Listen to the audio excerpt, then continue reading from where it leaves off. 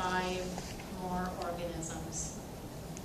I don't know if anybody's counted up groups and organisms, but I'm going to talk about a few more than that, but there's only going to be like 5 more that's going to go on your list. So you're getting close to being up to date on that. So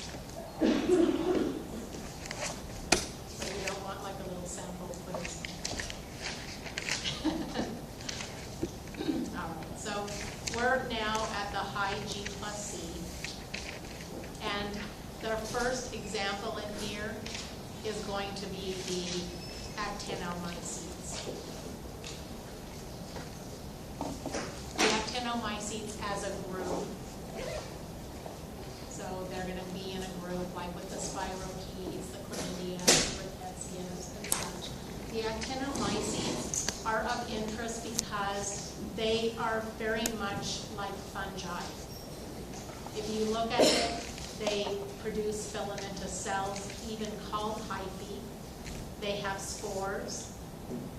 They live in areas where you would find fungi. They're very prevalent in the soil. If you're to look at them here, they even look fuzzy, growing, up just like the fungi grow. So as a group, they're just of interest because of the fact that they are fungal-like. But if they're so fungal-like, why do you think they're not classified with the fungi?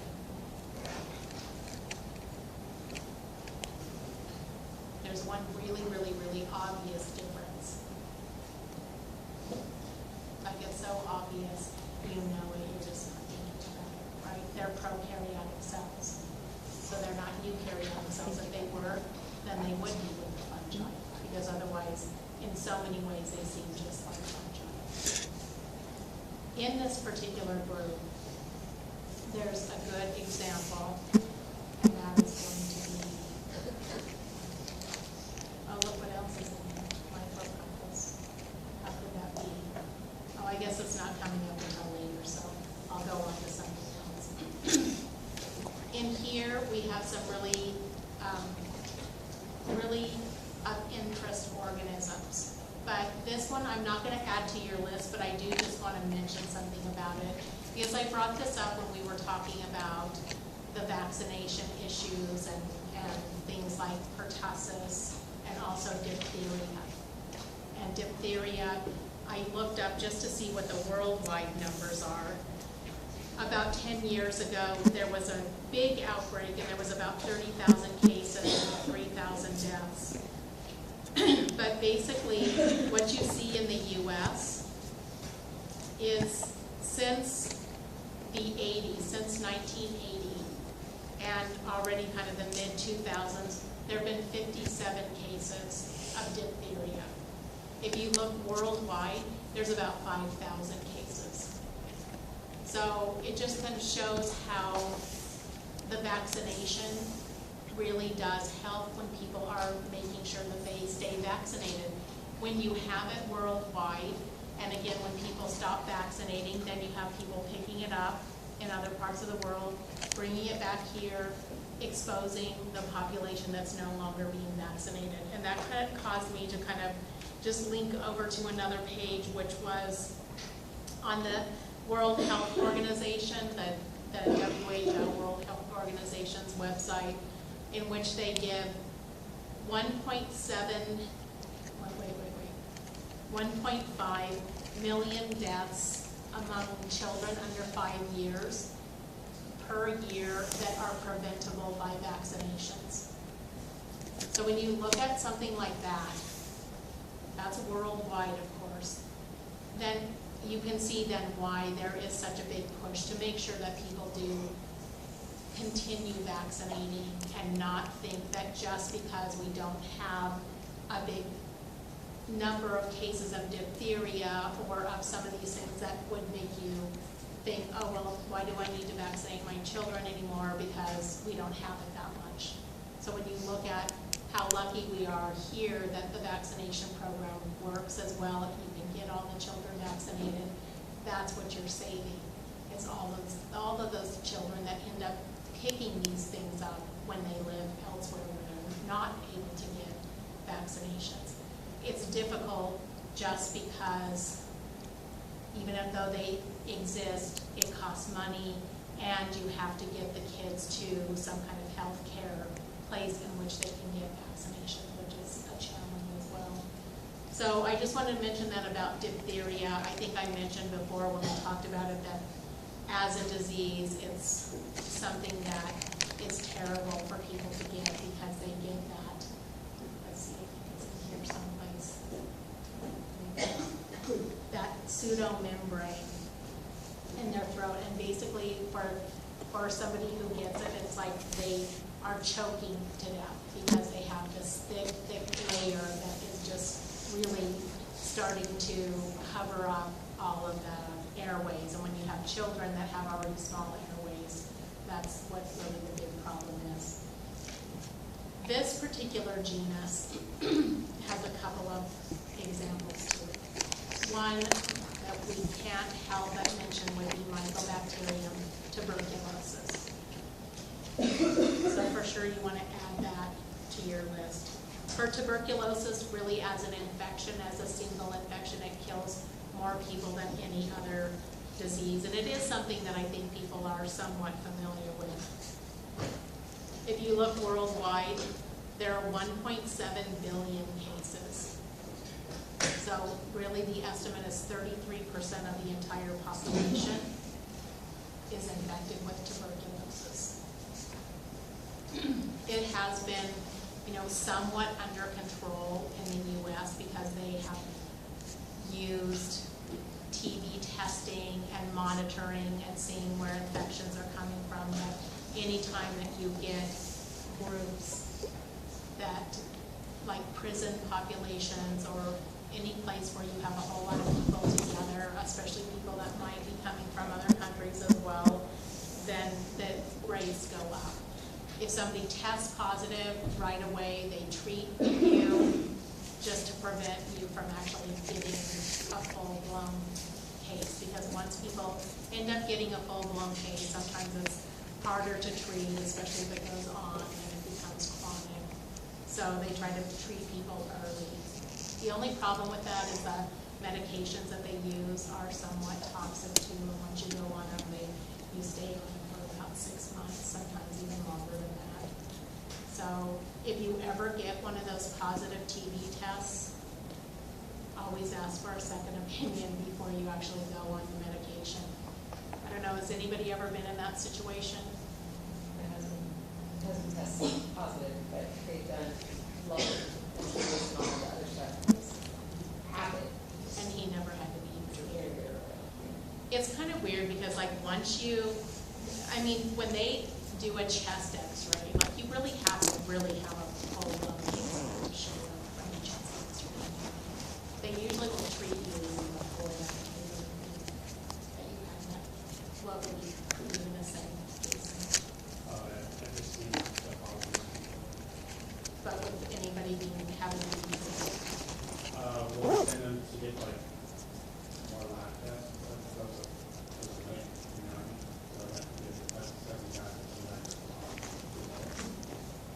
but there's not a team that one guy in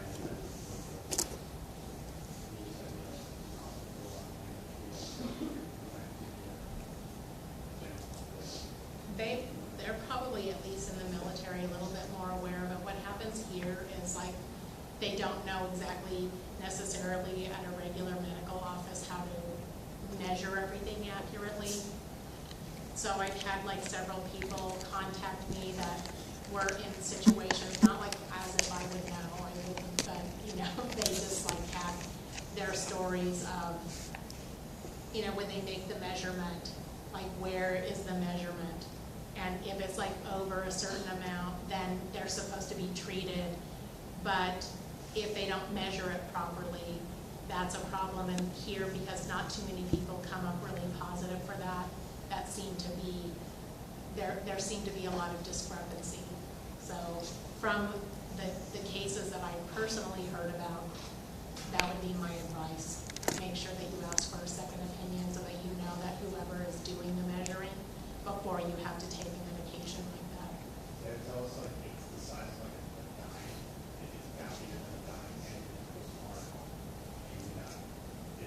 like the induration, like where it actually sticks out, not just like where it's red. Yeah, it's a hard part has to be like bigger than the size of the line. And then I only saw it, I saw one that was like that, I only got the possible base.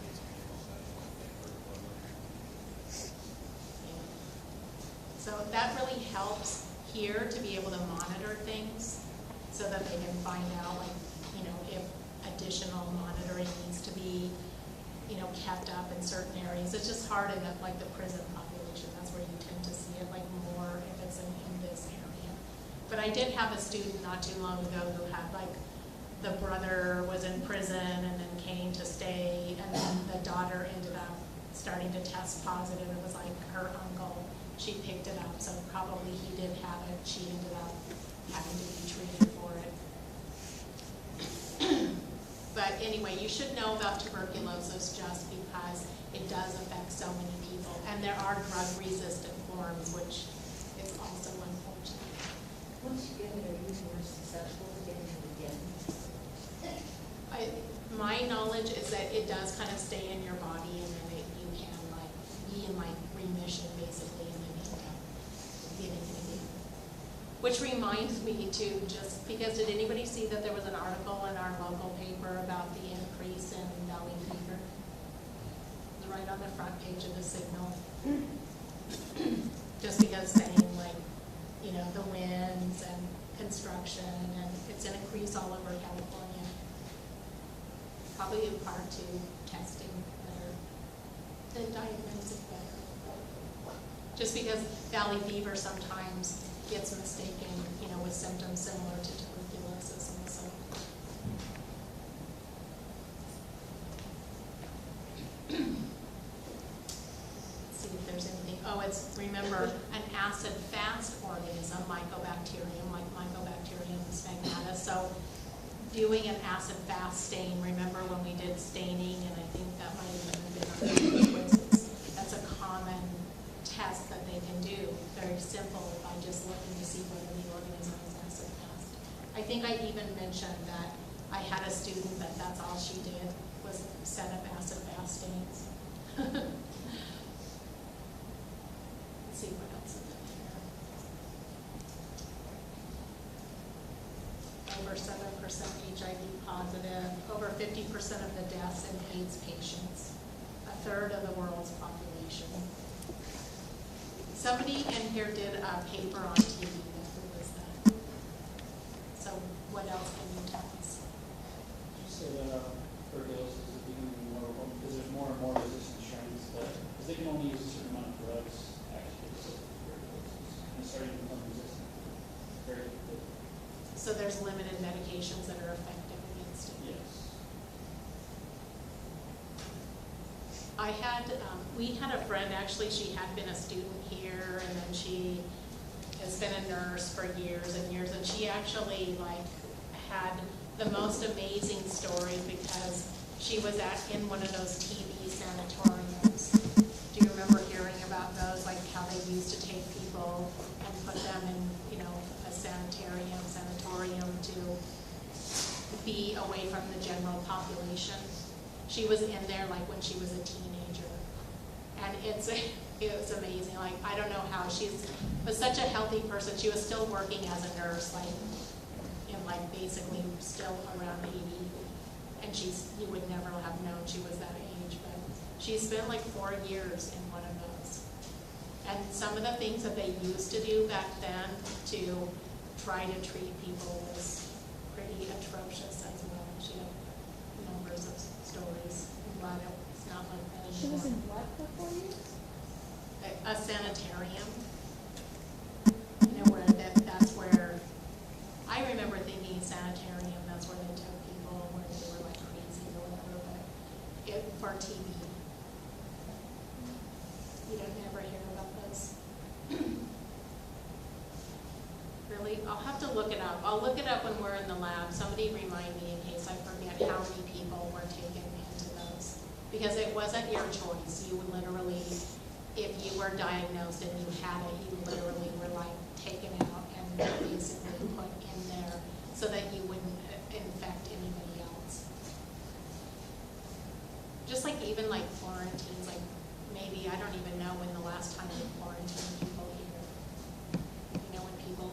I remember as a kid, when like the Hong Kong flu was out, and then they did like quarantine like people's houses and stuff like that. Like if there was if somebody in your household had it, like you weren't allowed to leave the house or anything. You guys never heard all these stories? But there were a lot of people in those sanitariums or sanatoriums.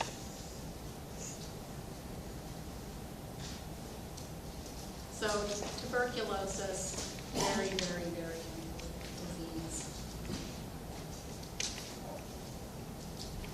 And this really gives you a lot of information about the disease itself. Really historically, it always was very interesting to me. But now this one, I also want you to know, Mycobacterium leprae, which probably obviously, since it's titled leprosy, you know what this is. Leprosy today is called Hansen's disease, and I don't know if anybody's ever heard of Hansen's disease. In fact, has anybody ever heard of leprosy other than the leper colonies? And did you have an idea that it still exists? Or did you think that was like one of those old things? Do you? I traveled to India and I saw really bad. Oh, yeah. Yeah, in India and some other areas, it's much more prevalent than here. But it does occur here, like, it's usually something like 100 to 200 cases per year. But being called Hansen's disease is not, with the same stigma that it used to have. Because, again, when you think about quarantining, people were taken and put away to leper colonies. They don't really know exactly how people end up getting it.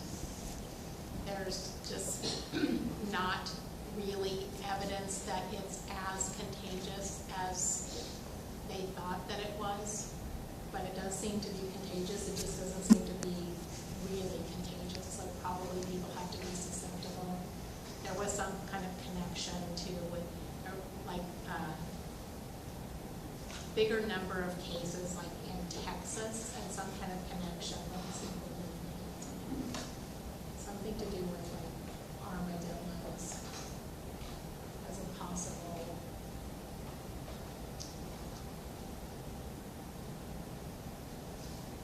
See, this is the kind of thing that, did you see something like this? This kind of stuff? Or was it that you saw people that just looked like they were deformed?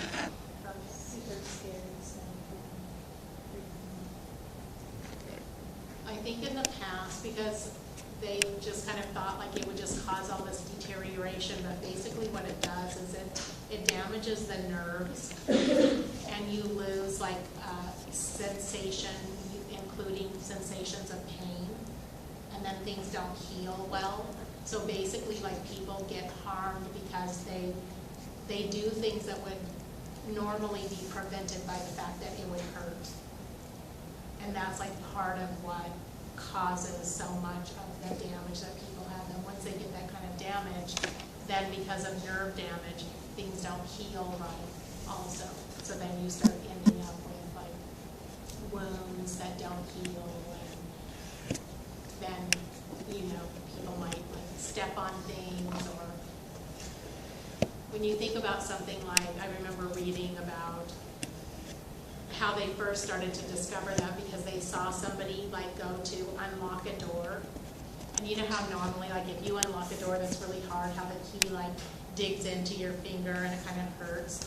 But the person like just did it until they actually like made a huge gash in their finger because they didn't feel that. So then now they have like this wound and that's not gonna heal, it's probably gonna fall off kind of thing. So you don't think about how often that pain actually prevents you from hurting yourself. And so when people start to lose that sensation of pain, they do things that would damage their body, like get burned, without like realizing, that kind of thing. So you want to know about that one just because it's of interest to you.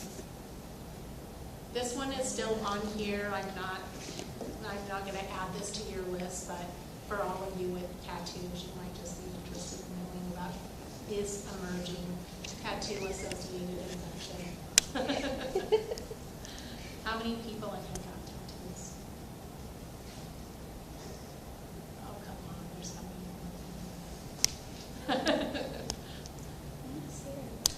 I think like my summer class, I'm pretty sure that almost everybody in the entire class had a tattoo.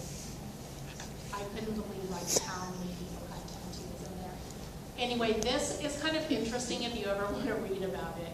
It seems though like people pick this up and they get treated, but the next time they get a tattoo, they get it all over again. So it's kind of something that they haven't quite figured out either. It's like the person will get this kind of weird rash. You can see the skin lesions, pustules, and plaques. And then they get treated, eventually it goes away, and when they get another tattoo, they end up getting it again. So it does seem like it might have something to do with like individuals and their immune system. It was kind of interesting. I don't think there were any numbers on it.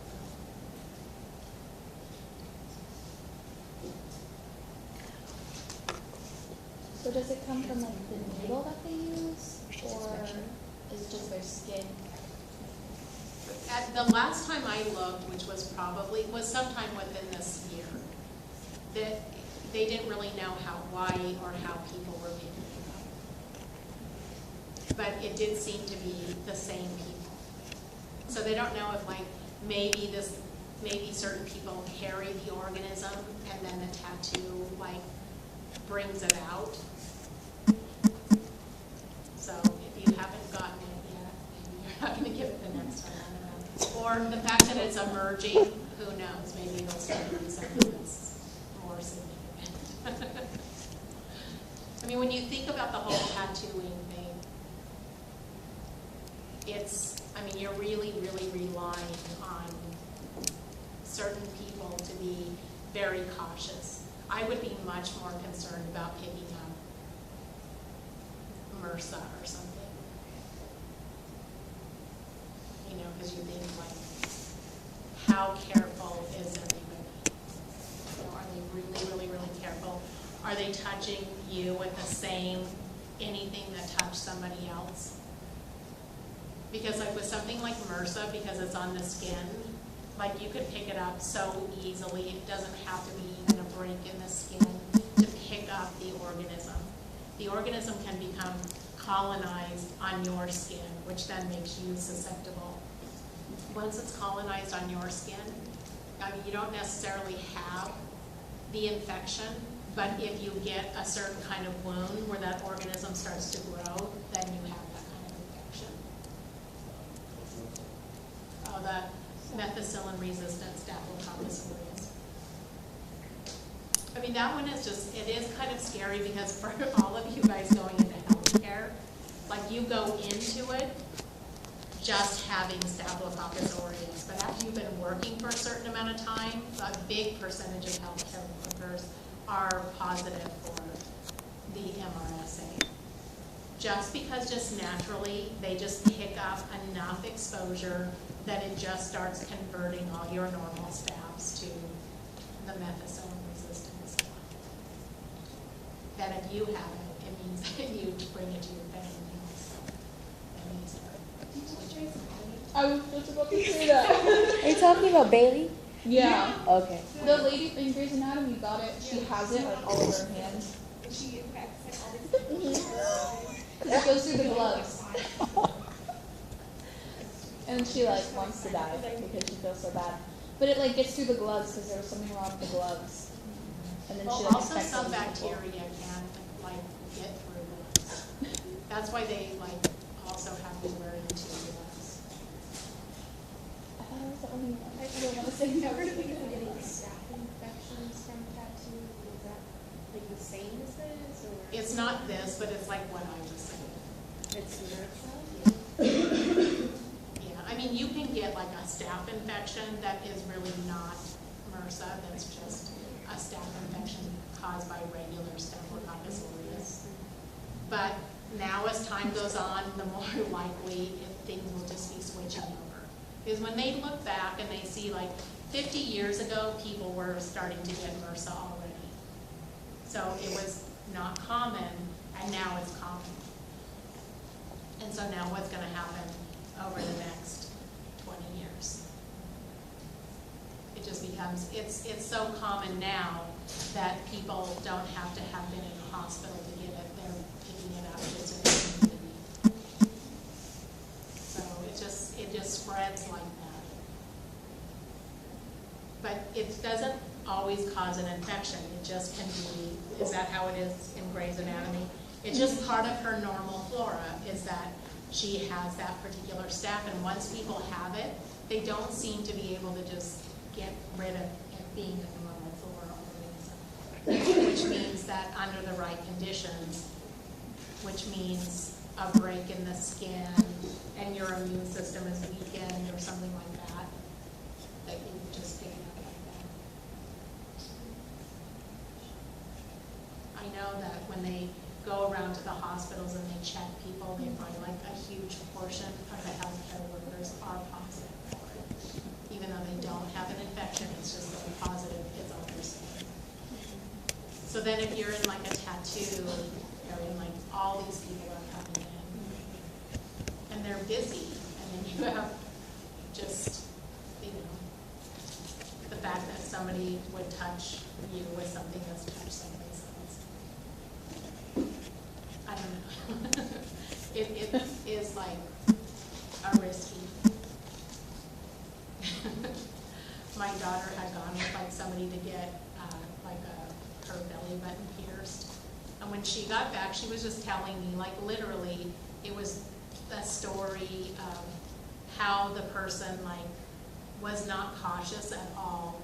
So when you think like one of the first things she noticed they did, and she is not, you can tell like that this is not how her brain, she's not a science person, but it's like already they marked the area where they were going to do the piercing with Sharpie. Okay. The same Sharpie that who knows how many other people it touched, just right there and then. That's exactly how somebody picks up something. You just mark somebody, if you mark like 20 people that day, easily one of them could be a carrier for MRSA. And like they're not supposed to do that, so like how they even did that. Then they laid all the stuff on the girl's stomach instead of like having it on a sterile tray. So then it's just like sitting there, so like even maybe the stuff was sterile to begin with, but now that it's sitting on her stomach, how could it possibly be sitting on her skin? They always use the pen. Always. On anything. For any piercing. Yeah, like whether it's on your nose, like your lip, like anything. Not a Sharpie. No. Like it's like Well, a they felt, shouldn't be it's using a that. felt tip pen. Yeah, like a little purple one. Yeah. Like they still do No, that. like facial John at Just Passing Through uses like a sterile thing and he dips it in ink.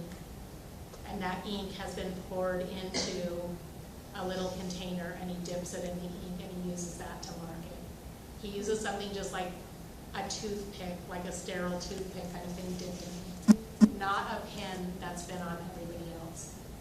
If it is a pen that's been on everybody else, like that's just like, you know what I mean? You guys have to start thinking like this stuff, right? Because like you can't rely on, I was amazed. Here's another story though. Going to the dentist, and you know how you have those little pieces of paper on you? And how do they hook those papers on you? With those little things? It's only been the past few years that they actually in the dental industry realized that you can't just keep using those same ones on everybody. Now they have to sterilize them or use some kind of disposable thing. They just now realize that. Okay, so it's right next to the thing that they're getting rid of, right? So you think like that thing never, those little clamps never got anything on them. And then they just went from person to person. And then nobody in the dental industry ever thought about that until finally like somebody thought about it and they did a study on it and they published it and then now the dentists know they can't do that. So when I tell you guys like stories and I say like you have to think for yourself, that you cannot rely on anybody out there telling you every procedure or everything to do in every situation. You have to think for yourself, and that's why I'm trying hard to show you how to start thinking like that, because you don't want to learn something the hard way, right? You don't want to find out like, oh my gosh, they shouldn't have used that pen that touched everybody else when I went with. Or like, say for instance, if it was a situation where I'm taking my daughter and I saw that, like, you would have to say something about that. Or if you're in the medical field, which you guys are going into, and you see somebody doing something, like, it's up to you to say something about it. Because there's not like a book that's gonna say everything for you to do. So you have to rely on yourself, so you have to really start thinking about how all these things happen. Not to be paranoid, but just to be careful, right? You don't want to be reading about your friend in one of those journals of how this particular thing happened, and a collection of things come at the same time, and somebody gets a life-threatening illness. But anyway, there's a lot of things to think about when you think about a tattoo facility. And I know, like, at that place where her friend went, it was just like one thing after another. I'm pretty sure the guy who did the piercing did not know really how to follow sterile technique, that's for sure. This organism, should I put nocardia in there? No. Or not? No. Has anybody counted up the number we have? Maybe we'll leave nocardia out this time. But nocardia is an example of one of those fungal-like organisms. So you see this, a mycelium forms mycelium and conidia, terms that you know are associated with fungi. It grows like looking like a fungi. This is now becoming a more common nosocomial infection. So this will be something that in your career you'll hear of somebody getting nocardia. It's part of the reason why they stopped allowing house plants or, you know, any kind of potted plants in certain areas of the hospitals, because in the soil there are a lot of these types of organisms, these fungal-like organisms, plus the fungi themselves. That's why, like, in transplant units and stuff like that, they don't allow you to bring in like a potted plant or something. So this is something that is one of the, you know, emerging nosocomial infections. See here, usually infects lungs, can be in the central nervous system. Propionibacterium acne. I'm not going to add this on there for you either, but this is one of the organisms that's involved with the development of acne. There are certain people that have this organism really deep in their pores. It's very difficult, like it tends to actually run in families as well. So it's something that is very difficult to treat when people have it. That's why, like, some people will have really bad problems with acne. It's not like just breaking out and getting pimples here and there, but that really, really severe type of acne. And it's not something that they could just wash their face and get rid of the organism. The organism gets really, really, really deep into the pores. But you do have to know this one, streptomyces. If you look at streptomyces, this is the genus that is responsible for actually the vast majority of antibiotics. Okay, also a fungal-like organism. Yes? This is the genus that is responsible for the vast number of antibiotics. I think there's a maybe not. Somewhere, I think it's something like, I don't want you to quote me, but it is something like 80% of all the antibiotics are derived from streptomyces. huge number. I thought it was in here, but all the tetracyclines. I'll have to look that up, so now that's two things I have to look up when we get to lab. So this organism lives in the soil. Soil organisms, when you look at even the fungi themselves, they have to compete with a lot of other organisms, so they develop these basically toxins or bacteriocins that they secrete that help them establish, you know, themselves in the soils. So it helps them with competition, then we're able to use those particular toxins then to treat bacteria. So that's kind of how they develop because of the amount of competition that those organisms have in the soil.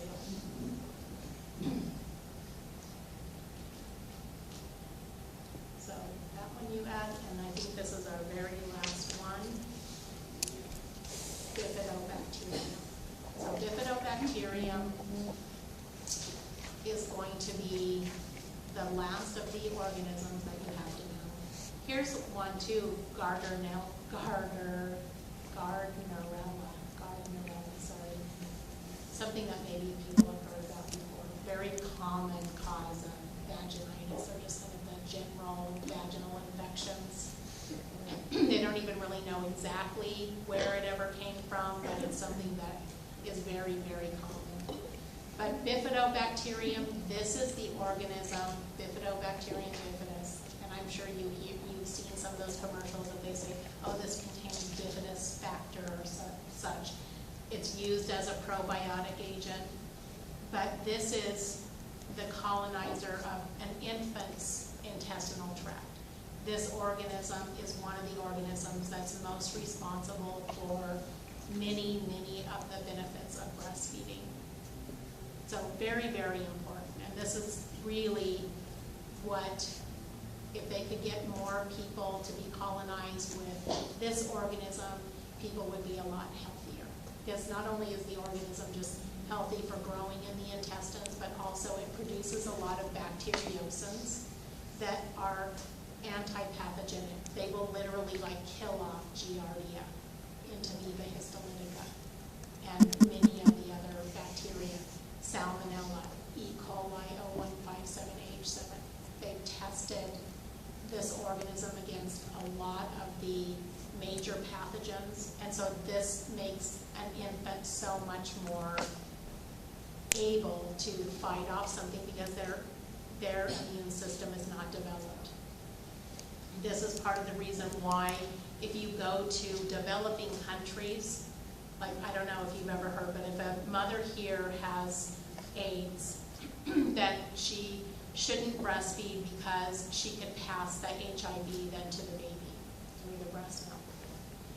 And obviously we all know how detrimental something like that could be.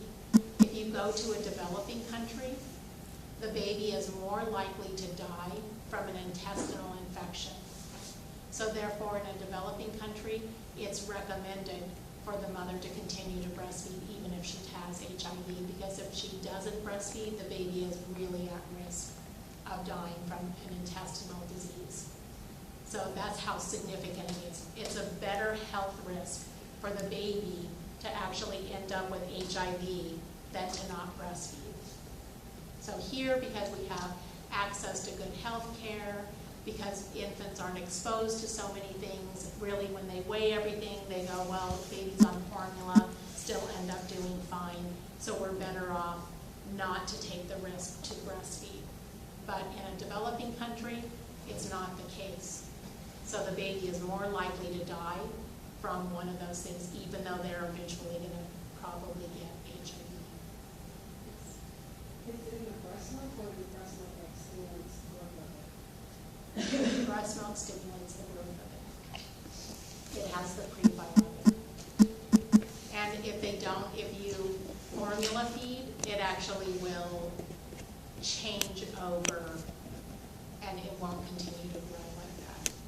So basically what happens is, even here in the US, if a mother is breastfeeding, the baby has this good intestinal flora, but the mother starts supplementing, like she's still continuing to breastfeed, but she's also adding formula to it, that will actually cause so much detriment to this organism that the infection rates of that baby will start to mimic what the infection rates are to a baby that's not breastfed at all.